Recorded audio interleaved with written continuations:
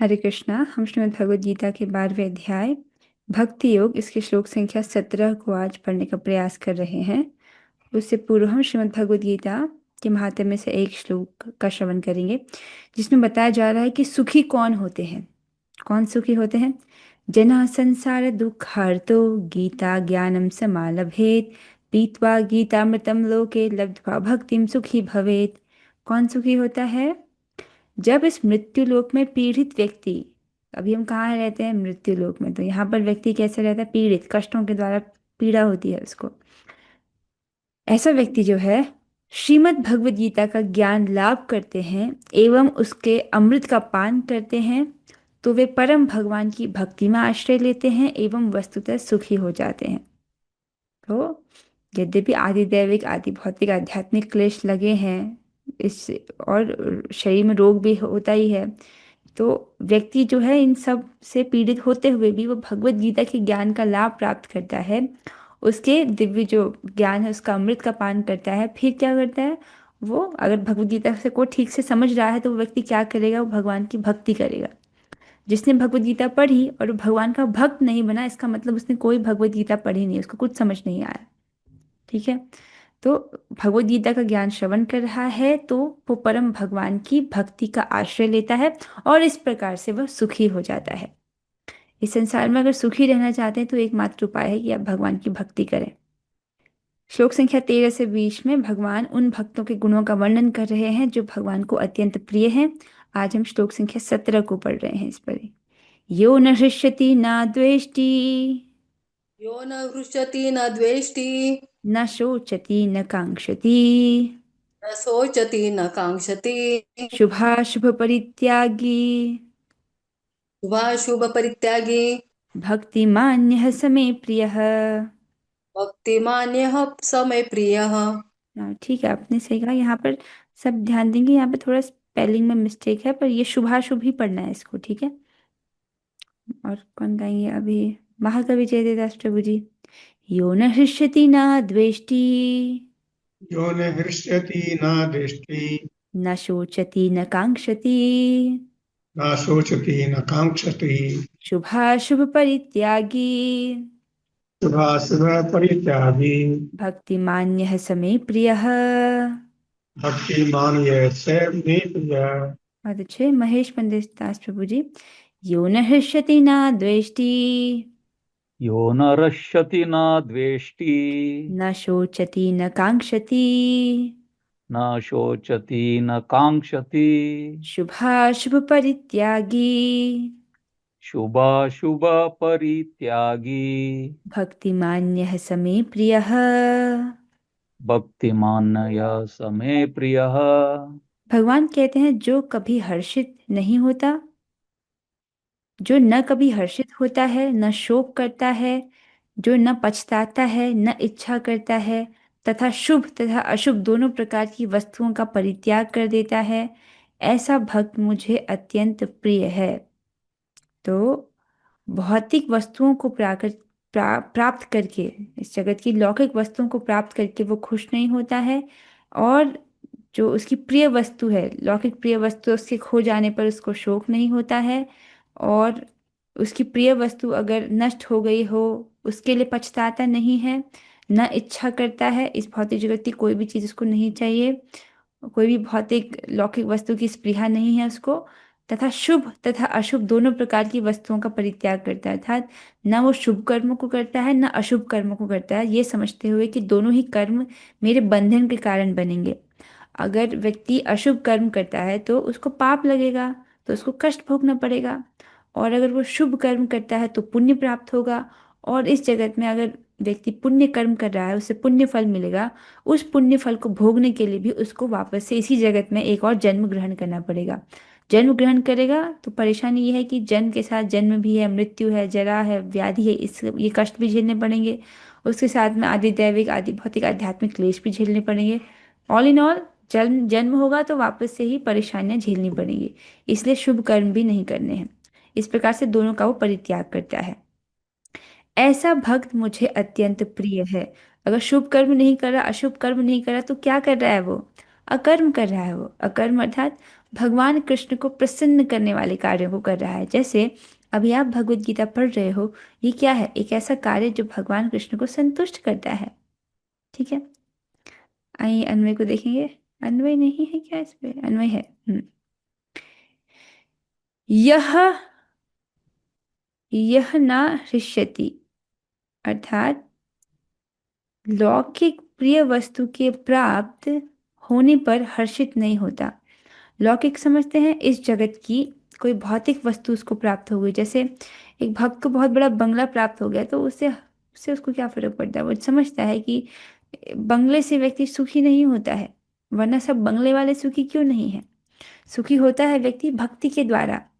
और एक सिंपल से सादे से घर में या छोटी कुटिया में भी रहकर कोई व्यक्ति भक्ति कर रहा है तो वो अपार सुख का अनुभव कर सकता है, अगर वो अच्छे से भक्ति कर रहा है तो लौकिक प्रिय वस्तु अगर प्राप्त हो भी जाए तो उस पर वो हर्षित नहीं होता है।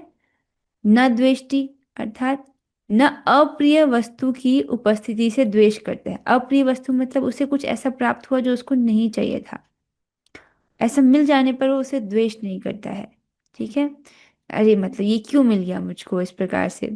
जैसे जो वैरागी हैं, भगवान के भक्त हैं, मान लिया जाए उनको एक्स्ट्रा कंबल मिल गए। भक्तों को दान दिया जाता है ना कंबल।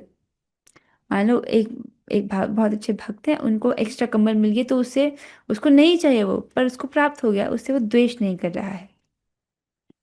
न शोचति, अर्थात लौकिक प्रिय वस्तु के नष्ट होने पर शोक नहीं करते। तो इस भौतिक जगत की कोई वस्तु है जो उसको बहुत प्रिय है, वो नष्ट भी हो गई तो उस पर वो शोक नहीं कर रहा है कि हाय ये कैसे नष्ट हो गया, अब मैं क्या करूँगा, ये तो इतना अच्छा था, अब चले गया। इस प्रकार से किसी भी वस्तु के लिए वो शोक नहीं करता है। क्यों? शोक व्यक्ति अगर कर शोक करना, आप समझ लो ना, हाय हाय इस प्रकार से चीज के लिए दुखी होना। ठीक है, जैसे अर्जुन जी पहले अध्याय में शोक से अभिभूत हो गए थे। उनको बहुत ही कष्ट हो रहा था कि अगर युद्ध होगा तो हमारे सब जो रिश्तेदार हैं वो सब मारे जाएंगे, और क्या होगा, सब योद्धा मारे जाएंगे, फिर उनकी जो पत्नियां हैं घर पर वर्ण संकर होगा और ऐसी संतान प्राप्त होगी जो वर्णाश्रम के नियमों को पालन नहीं करेगी। फिर पितरों को तर्पण कौन देगा, पितृ लोग भी वहां पर कष्ट पाएंगे। इस प्रकार से वो शोक उनको बहुत हो रहे थे, शोकाकुल हो गए थे। ठीक है, इस प्रकार से दुखी होना। पर ऐसा जो भक्त है वो ऐसे शोक नहीं करता है। भगवान भी आज्ञा देते हैं कि सर्वधर्मान परित्यज्य मामेकं शरणं व्रज, अहम त्वां सर्व पापेभ्यो मोक्षयिष्यामि मा शुच। तुम समस्त प्रकार के धर्मों को त्याग करके एकमात्र मेरी शरण में आओ, मैं तुम्हें तुम्हारे सारे पापों से मुक्त कर दूंगा। शोक मत करो का एक डरो मत, एक तो ये अर्थ, एक अर्थ है माँ शुचा मतलब तुम शोक मत करो। भगवान भी आज्ञा देते हैं। तो जो शोक करता है वो बहुत बुद्धिमान व्यक्ति नहीं है, क्योंकि अगर व्यक्ति शोक कर रहा है मतलब दुखी है, ऐसा क्यों हो गया, ये क्यों हो गया, ऐसे क्यों हो गया, उसके लिए उसके कारण बहुत ही व्यथित है, तो वो व्यक्ति भजन भी नहीं कर पाएगा। समझ रहे हैं इस चीज को? तो शोक नहीं करना है। न कांक्षति, एक शब्द मिश्रित है, कांक्षति अर्थात अप्राप्त वस्तु की आकांक्षा नहीं करता है, जो नहीं प्राप्त है उसकी इच्छा भी नहीं कर रहा है। और शुभाशुभ परित्यागी, शुभाशुभ परित्यागी अर्थात इसको ऐसे तोड़िए, शुभ प्लस अशुभ, शुभ और अशुभ को त्याग देने वाला, पुण्य और पाप कर्म का परित्याग करने वाला। मतलब ना ही वो पुण्य कर्म कर रहा है ना पाप कर्म कर रहा है, दोनों का ही उसने त्याग कर दिया है। ठीक है, लेकिन तो कुछ तो कर्म करेगा, बिना बिना कर्म किए व्यक्ति एक क्षण भी नहीं रह सकता है। तो वो कैसे कर्म करता है? भगवान को प्रसन्न करने वाले कर्म करता है। ऐसे कर्म से उसको बंधन नहीं लगता है। तो ये बहुत आवश्यक है कि व्यक्ति कर्म करना सीखे, वरना जैसे दलदल में व्यक्ति जितना ज्यादा हिलता है वो और फंसता जाता है, उसी प्रकार से जो व्यक्ति कर्म करने की सही विधि को नहीं जानता, वो जितना कर्म कर रहा है उस इस संसार बंधन में वो फंसता जा रहा है। इसीलिए जीवन में सबसे पहले भगवत गीता पढ़नी चाहिए, बाकी चीजों को बाद में, पर पहले भगवत गीता समझ आ जाए। ठीक है, जिसमें पहली बात क्या सीखता है व्यक्ति कि खाना कैसे खाते हैं।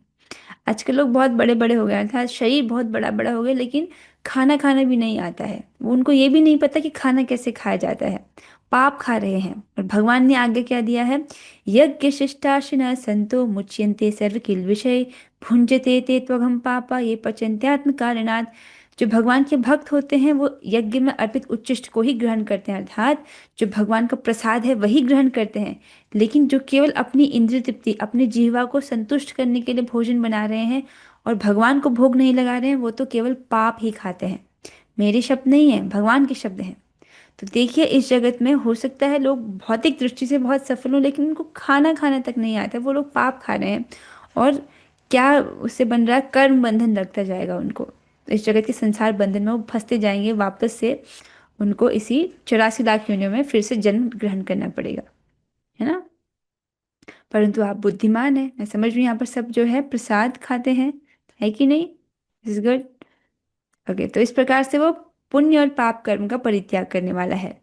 यह भक्तिमान स में प्रिय, जो भक्तिमान है, ऐसा जो मेरा भक्त है, वे मेरे प्रिय हैं। तो इस प्रकार से जो जिसमें गुण है, भगवान कहते हैं कि वो मुझे प्रिय है। तो भगवान भी अपने प्रेम को प्रकट कर रहे हैं। एक बार देखिए, यो न हर्षिति, जो हर्षित नहीं होता, लौकिक वस्तु के प्राप्त हो जाने पर खुश नहीं हो रहा है, या कुछ अप्रिय वस्तु प्राप्त हो गई, ना द्वेष्टि, उससे द्वेष नहीं कर रहा है। न शोचति, शोक का अर्थ है पछतावा नहीं कर रहा, कुछ प्रिय वस्तु नष्ट हो गई है तो उसके लिए वो पछतावा नहीं कर रहा। न कांक्षति, जो अप्राप्त वस्तु है उसकी वो इच्छा भी नहीं कर रहा है। शुभ और अशुभ परित्यागी, जो शुभ कर्म है, अशुभ कर्म है, उनका वो परित्याग कर रहा है, ये समझते हुए कि ये मेरे बंधन के कारण है। भक्ति मान्य समय प्रिय, ऐसा जो मेरा भक्त है वो मुझे प्रिय है। आशा स्पष्ट हुआ होगा। प्रभुपाद जी के तात्पर्य की ओर चलेंगे। तात्पर्य छोटा है लेकिन बहुत सुंदर है। अनुवाद और तात्पर्य कृष्ण कृपा मूर्ति श्री श्रीमद एसी भक्ति वेदांत स्वामी श्री प्रभुपाद द्वारा।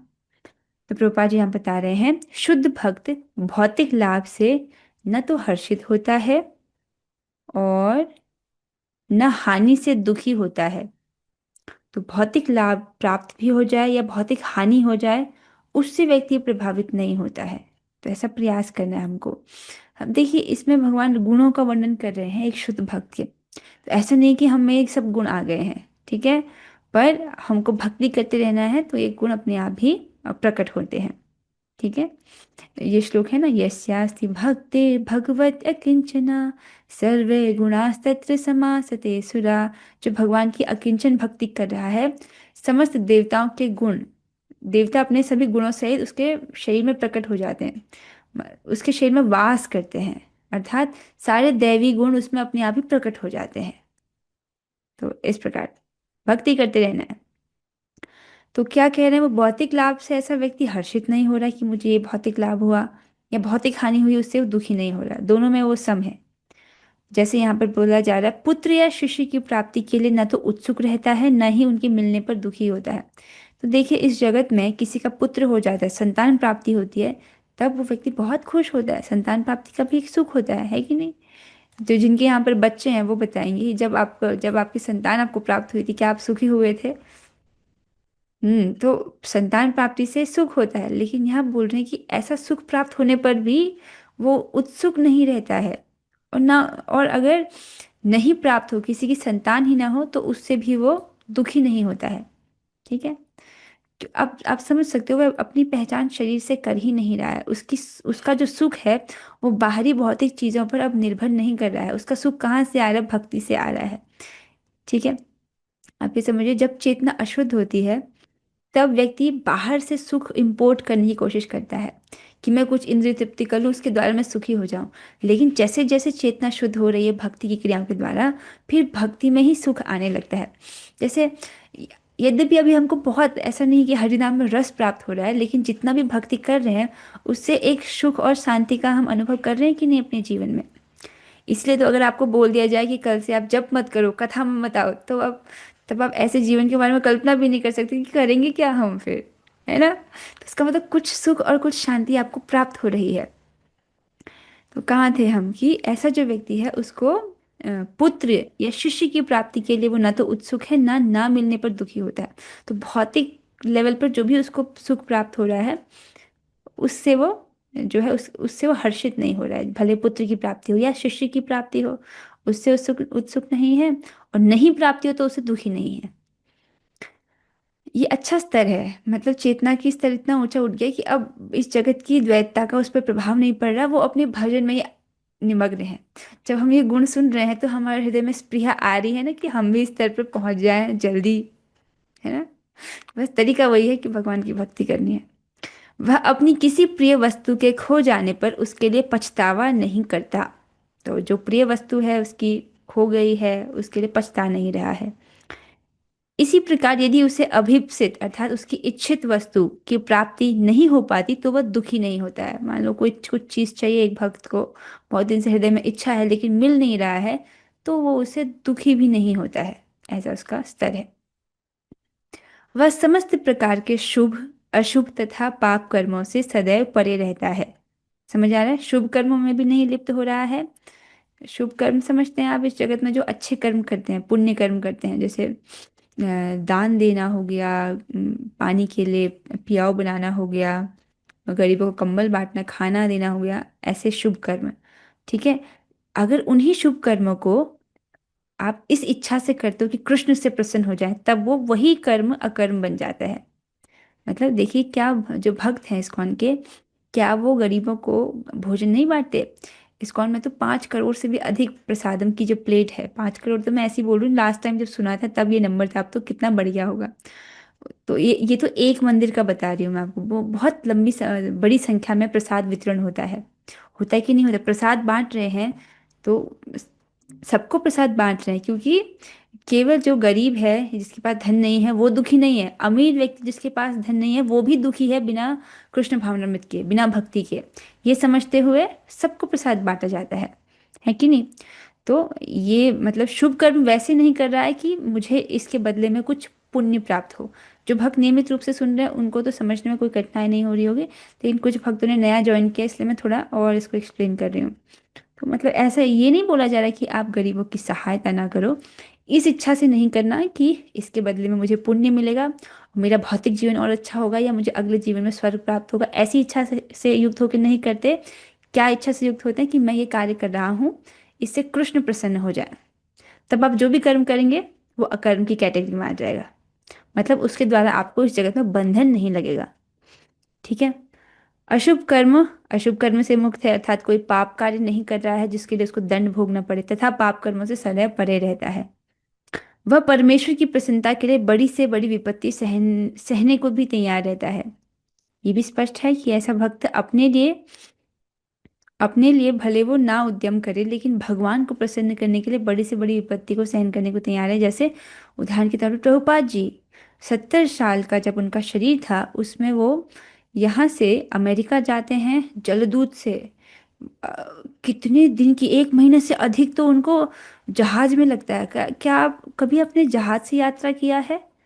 जहाज से 1 दिन, सोचो जहाज में बैठे हो 1 दिन 2 दिन, अगर ऐसे 30 दिन तक व्यक्ति जहाज में ही चलता रहे, उसमें भी बहुत परेशानी होती है। 30 दिन से अधिक समय लगता है प्रभुपाद जी को यात्रा करने में, और बीच में उनको हार्ट अटैक भी आता है।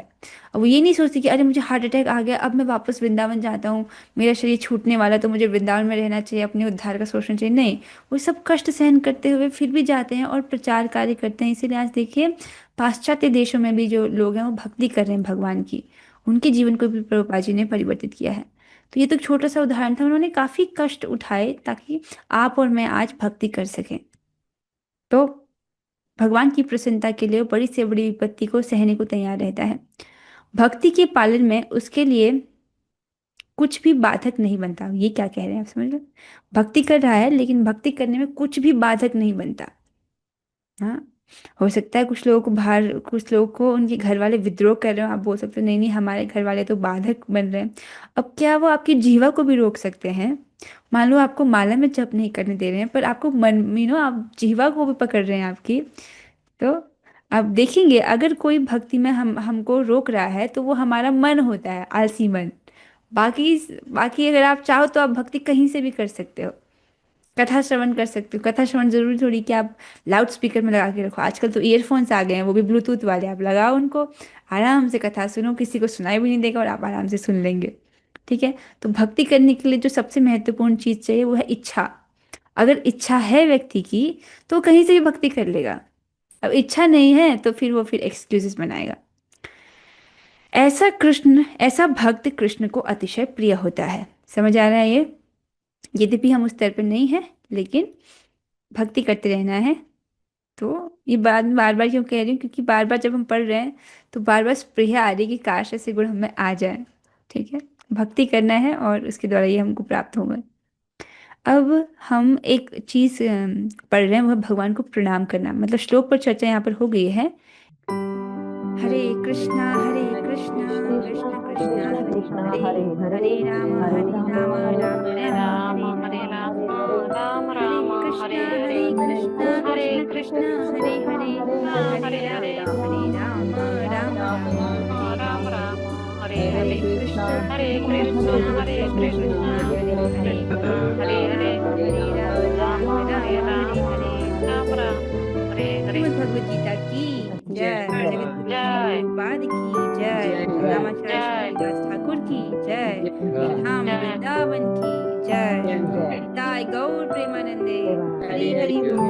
हरे कृष्णा माता हरे जी। कृष्णा। हरे कृष्णा माता जी। हरे कृष्णा माता जी। आज आपको हमारी याद आ ही गई इतने समय बाद।